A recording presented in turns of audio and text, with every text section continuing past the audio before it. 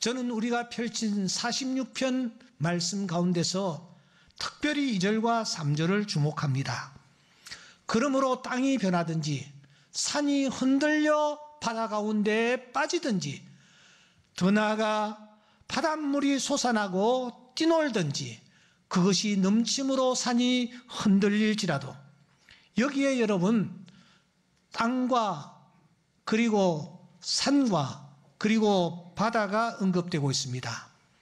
이 세 가지는 오늘 우리가 몸담고 있는 이 세상을 대표하는 피조물들입니다. 무엇보다도 이 세 가지는 안정감의 상징입니다. 여러분, 땅과 산과 바다는 어떤 경우에도 움직이지 않습니다. 흔들리지 않습니다. 변하지 않습니다. 땅은 언제나 평평합니다. 산은 언제나 그곳에 우뚝 솟아 있습니다. 바다는 온 세상을 품고 있습니다. 바다의 넓이가 지구 표면 가운데서 3분의 2가 넘지를 않습니까? 그런데 여러분, 그 안정감의 표현인 이 땅과 산과 바다가 어떻다는 것입니까? 흔들립니다. 움직입니다. 솟아납니다. 한 지역에 조그만 지진 하나 일어나도 그 상황 속에서 모든 사람들은 흔들리는 그 조그마한 지진 때문에 불편해하고 힘들어하며 또 불안해하는데, 땅 전체가 다 흔들리는 것입니다. 움직입니다. 솟아납니다. 안정감을 잃어버렸다라는 뜻입니다. 언제까지나 변하지 않고 움직이지 않을 것 같은 터전들이 흔들리고 있는 것입니다. 이 놀랍고 두려운 그런 상황 앞에서 문나라는 소동합니다. 여기 문나라는 여러분 백성들을 뜻합니다. 왕국들은 갈피를 잡지 못한 채 우왕좌왕 흔들립니다. 왕국은 권위를 가진, 권세를 가진 지도자들을 뜻합니다. 그야말로 백성들로부터 왕에 이르기까지 안절부절을 하지 못하고 있습니다. 그런데 그때의 그 땅과 그 산과 그 바다를 창조하신 하나님, 지금도 온 우주에 충만하시며 역사의 키를 붙잡고 계시는 하나님이 무엇이라고 말씀하십니까? 이러시기를 너희는 가만히 있어 내가 하나님됨을 알지어다. 내가 문나라 중에서 높임을 받으리라. 내가 세계 중에서 높임을 받으리라. 하나님께서 이렇게 땅이 흔들리고 산이 흔들리며 바다가 용솟음치는 이 안정감을 잃어버리는 상황 속에 어찌할 바 모르는 오늘 우리를 향하여 하시는 말씀은 간단합니다. 너희는 뭐요? 가만히 있으라는 거예요. 가만히 있으라. 인간이 위급하고 또 힘들고 어려운 상황을 만났을 때에 그때 인간은 당황합니다. 우왕좌왕합니다. 낙심합니다. 또한 자신이 가지고 있는 힘과 능력으로 그 문제를 해결해 보려고 발부둥을 칩니다. 그런데 하나님은 말씀하십니다. 아니야, 너희들 가만히 있어 라고 하나님께서 말씀하십니다. 오늘 이 예배에 참석한 사랑하는 성도 여러분, 오늘 이 말씀을 듣는 여러 주의 자녀들 모두가 오늘 이 말씀에 귀를 기울일 수 있기를 주의 이름으로 축원합니다. 여러분의 능력과 여러분의 지혜와 여러분의 힘으로 해결될 수 있는 문제가 아닙니다. 하나님은 가만히 있으라고 하십니다. 이스라엘 백성들이 출애굽을 하여 지금 나오고 있는데 그야말로 진퇴양난이었습니다. 홍해가 가로막고 있습니다. 뒤에는 이 바로의 군사들이 지금 뒤쫓아오고 있는 상황입니다. 우왕좌왕 그들은 어찌할 바를 모르고 있었습니다. 바로 그때 하나님께서 모세를 통하여 말씀하십니다. 너희는 두려워 말고 가만히 서서 여호와께서 오늘 너희를 위하여 행하시는 구원을 보라. 너희가 오늘 본 애굽 사람을 영원히 다시 보지 아니하리라. 여호와께서 너희를 위하여 싸우시리니, 따라합시다. 너희는 가만히 있을지니라. 가만히 있을지니라. 할렐루야. 하나님께서 말씀하십니다. 가만히 있으라고요. 그러면 가만히 있는 것은 무엇을 뜻합니까? 무엇을 뜻합니까? 라파라는 이 단어는 깊은 메시지를 담고 있습니다. 진중하라는 것입니다. 우리의 행동을 향하여 하시는 말씀입니다. 둘째, 잠잠하라는 말입니다. 우리의 입술을 두고 하시는 말씀입니다. 여러분, 쉽게 입을 열지 마십시오. 쉽게 예단하지 마십시오. 쉽게 비판하지 마십시오. 세 번째, 더 중요한 의미가 있습니다. 바라보라는 것입니다. 무엇을 바라봅니까? 생명의 주요, 우리를 온전케 하시는 하나님, 그 하나님을 바라보라는 것입니다. 시선을 그분에게 두라는 것입니다. 그래서 다윗은 힘들고 어려운 상황에서 언제나 그는 여러분 잠잠했습니다. 가만히 있었습니다. 다시 말하면 그는 행동을 진중하게 하였고 쉽게 입을 열지 아니하였고 그의 시선은 언제나 하나님을 향하여 고정시켰던 것입니다. 시편 62편 1절 말씀에 보시면 그는 어려울 때에 힘들 때에 이렇게 말합니다. 나의 영혼이 잠잠히 하나님만 바라며 나의 구원이 그에게서 나는도다. 나의 영혼이 잠잠히 하나님만 바라며 나의 구원이 그에게서 나오는도다. 그래도 마음이 흔들려요. 그래도 마음이 불안해요. 그래도 떨려요. 그때 이 다윗은 자신의 가슴팍을 치면서 영혼을 향하여 이렇게 격려합니다. 나의 영혼이 잠잠히 하나님만 바라며 나의 영혼아 5절 잠잠히 하나님만 바라라. 물은 나의 소망이 그로부터 나오는도다. 오늘 우리가 해야 할 것은 이와 같이 가만히 있는 것인 줄 믿습니다. 진중하게 잠잠히 시선을 하나님으로 향하여 나아갈 때에 하나님은 우리의 아버지가 되시며 우리에게 은혜 베풀어 주실 줄 믿습니다. 그런데 이 다윗은 잠잠히 하나님만 바라보며 그 하나님을 어떤 하나님으로 고백하고 있느냐 하는 거예요. 여러분, 어떤 하나님으로 고백하고 있습니까? 저는 이 시편 46편을 정말 수도 없이 읽고 또 읽고 있습니다. 하루의 시작을 46편을 읽는 것으로 시작하고 하루의 마침을 46편을 읽는 것으로 마무리하고 있습니다. 물론 그 중간에도 하나님이여 이 말씀 속에서 당신이 나에게 주시는 은혜를 보여주시고 들려주시옵소서 하는 마음으로 말씀을 대하고 있습니다. 다윗이 나의 영혼이 잠잠히 하나님만 바라며 나의 영혼아 잠잠히 하나님만 바라라. 그때 다윗이 고백했던 하나님은 어떤 하나님이셨을까요? 오늘 여러분 46편 7절을 주목하셔야 합니다. 46편 7절에 보시면 야곱의 하나님은 우리의 피난처시도다 그렇게 말하고 있습니다. 연필 있는 분들은 언더라인을 꼭 하시기 바랍니다. 11절을 주목하십시오. 야곱의 하나님은 우리의 피난처시로다. 반복은 언제나 강조의 뜻을 가지고 있습니다. 다윗이 아니 이 시편 46편을 고라 자손들이 쓴 시라면 고라 자손들이 하나님을 야곱의 하나님으로 고백하고 있다라는 것입니다. 왜 하나님을 야곱의 하나님으로 고백하고 있는 것일까?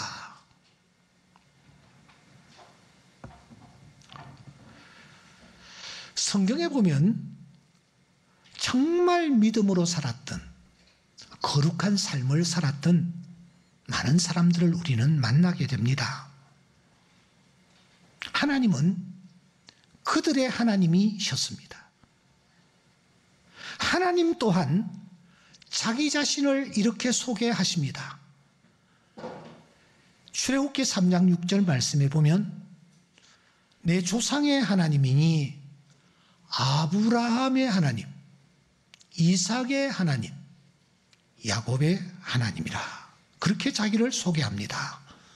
하나님이 나타나실 때마다 하나님은 항상 나는 아브라함의 하나님, 이삭의 하나님, 야곱의 하나님이라 그렇게 고백을 말씀하십니다. 그런데 참 이상합니다. 사람들은 말이죠, 아브라함의 하나님이라는 말을 빼버려. 이삭의 하나님이라는 말도 빼버려. 그리고 마지막에 뭐요? 야곱의 하나님만 고백하고 있어. 그렇게 고백하기를 즐겨하고 있다라는 거예요. 다윗이 말년에 이 고백하고 하나님 앞에 섭니다. 마지막 그가 했던 고백이 무엇인지 아십니까? 사무엘하 23장 1절 말씀 제가 읽어드리겠습니다. 이는 다윗의 마지막 말이라. 마지막 말이랍니다. 마지막 입을 열고 하는 말이 이새의 아들 다윗이 말하며 높이 세워진 자 야곱의 하나님께로부터 기름 부음을 받은 자. 이 다윗이 말이죠, 자기가 믿는 하나님이 무슨 하나님이라고? 무슨 하나님? 야곱의 하나님이라 그렇게 고백하고 있어요.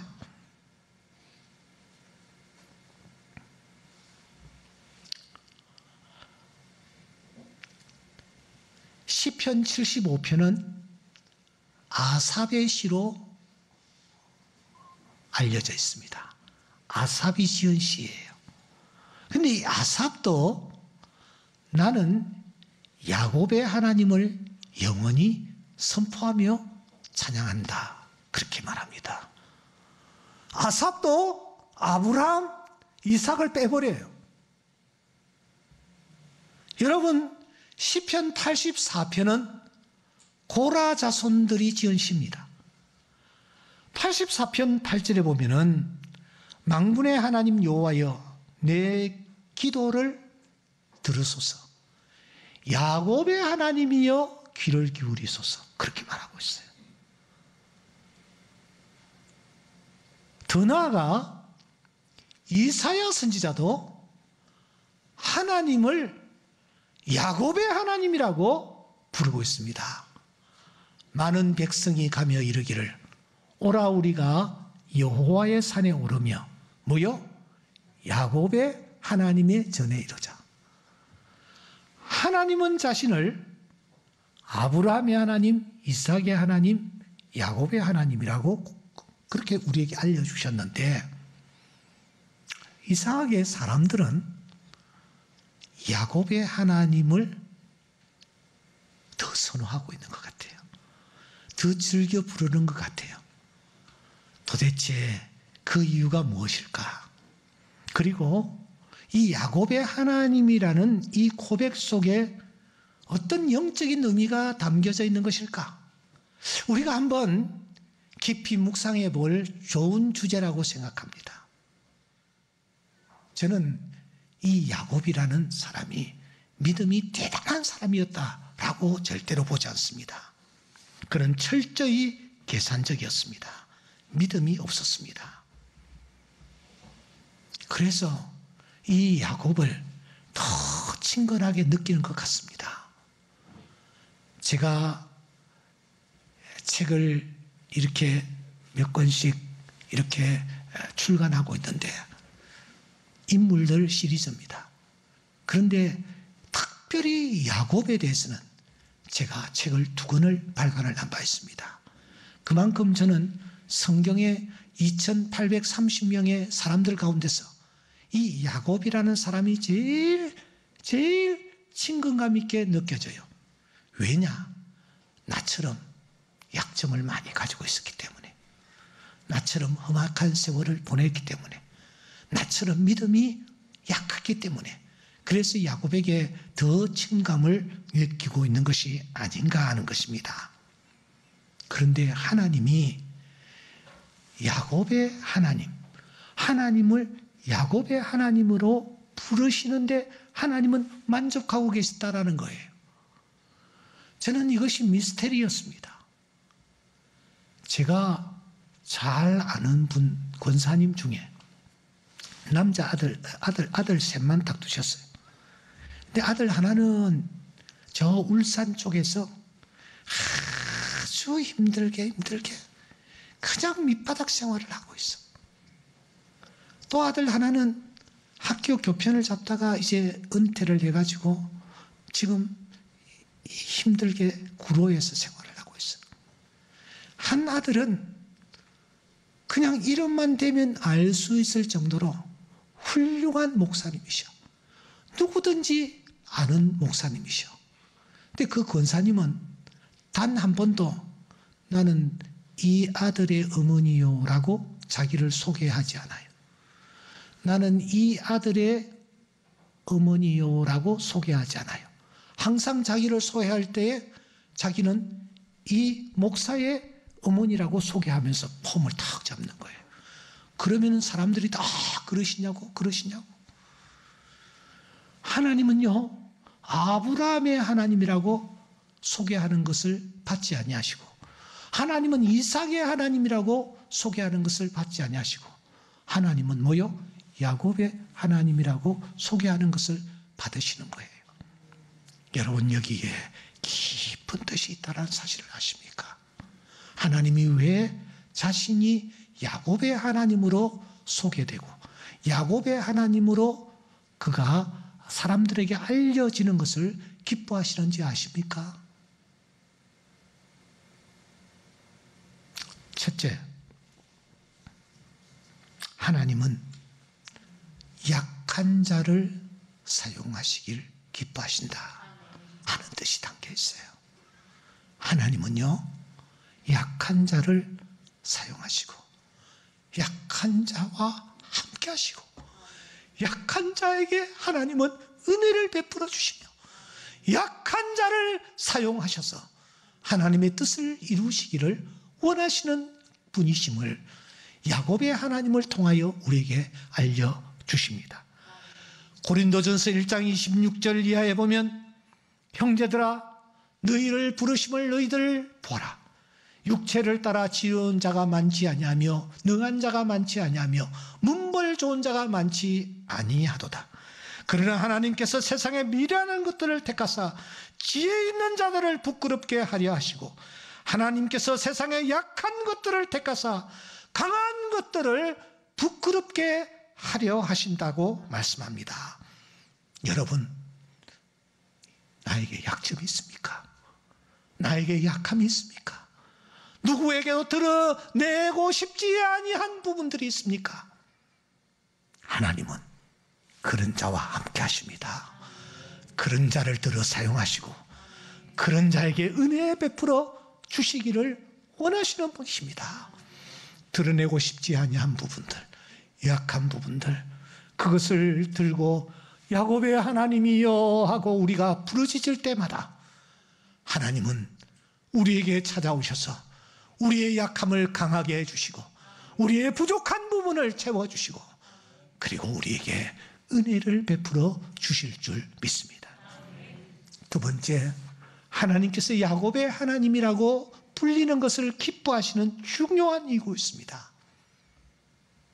한 번 택한 자 절대로 버리지 아니하신다라는 것입니다. 하나님은 절대로 버리지 않습니다. 망나니인 이 야곱을 택하셨습니다.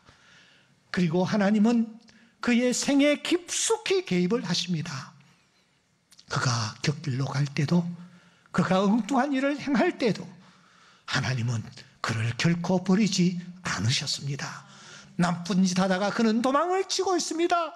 저 바단 아람으로 가는 광야에 그가 돌을 베개하고 누웠을 때에 이제는 나 혼자구나 혼자 쓸쓸히 잠을 청하고 있을 때에 하나님이 나타나셨습니다.